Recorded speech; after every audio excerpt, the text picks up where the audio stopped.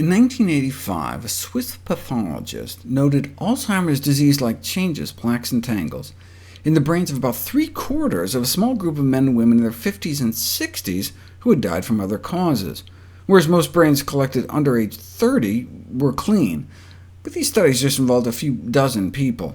Based on thousands of autopsies, one can see what appears to be the first silent stages starting even in our 20s, in about 10% of the population, and about 50% by age 50. Just as the first malignant cells in cancer fail to produce any clinically detectable symptoms, but represent a larger, more potentially life-threatening disease process, the presence of these tangles in the brain may constitute a true threat. The high prevalence of the first stage of the disease, even in the young, and its extraordinarily long duration — most people don't get diagnosed with Alzheimer's until their 70s, had not been fully appreciated until now. We now understand that neurodegenerative brain changes begin by middle age, and so does cognitive decline. We start losing brain function in our 40s.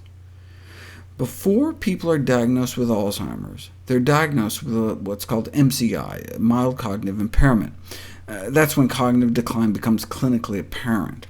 A few years later, Alzheimer's may be diagnosed, which then results in death. But we never knew what was happening before mild cognitive impairment was diagnosed, until now. There appears to be a slow decline in brain function, the buildup of plaques and tangles in the brain for decades before Alzheimer's is diagnosed. This finding potentially has profound implications for the prevention of dementia. We have to start early, before marked brain loss has occurred. The good news is that brain disease is not inevitable, even after age 100. Oldest woman in the world retained the brain power of those practically half her age. Had she not died from stomach cancer, she could have kept on thriving.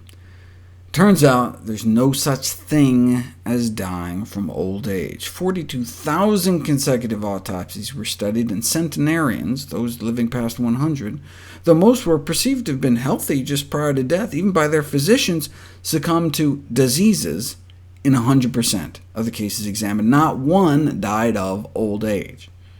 Until recently, advanced age was considered kind of a disease in and of itself, but people don't die as a consequence of old age, as commonly assumed, but from diseases, most commonly heart attacks.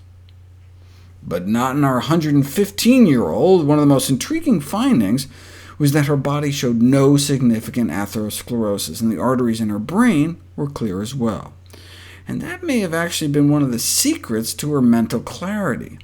There is emerging consensus that what is good for our hearts is also good for our heads,